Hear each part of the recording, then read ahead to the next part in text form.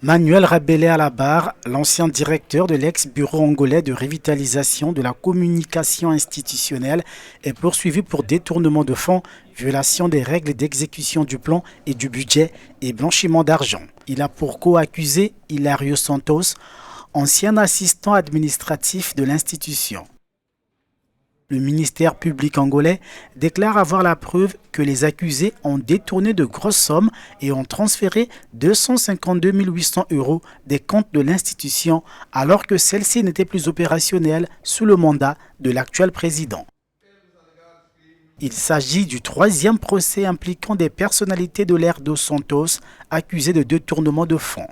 Pour tenter de récupérer ces fonds, l'Angola a adopté en 2017 la loi sur le rapatriement volontaire des capitaux, restée en vigueur pendant 6 mois.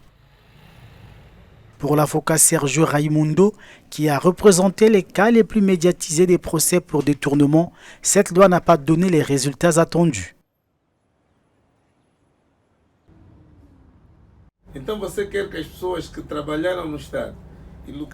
Vous voulez donc que les personnes qui ont travaillé pour l'État et volé de l'argent le restituent volontairement dans les 6 mois.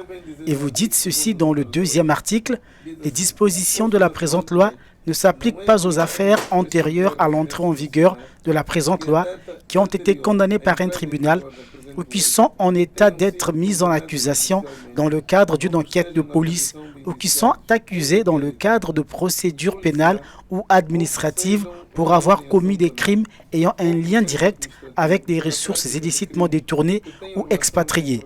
Alors ici, au paragraphe K, elle ne s'applique pas au crime de détournement de fonds. Alors que le détournement de fonds publics de manière illicite est un crime de détournement de fonds.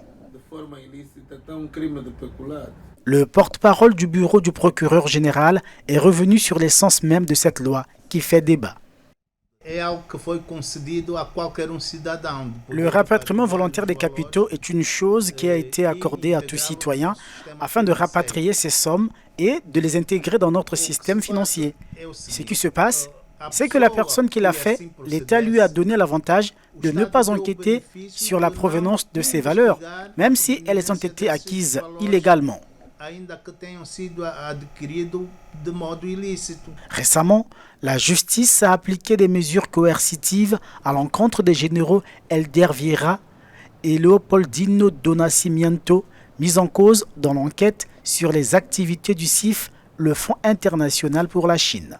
Les 2 accusés auraient restitué à l'État angolais plusieurs biens mobiliers et immobiliers dans le plus grand groupe de communication privée du pays, des actions de la société Biocom, 271 bâtiments et 837 maisons.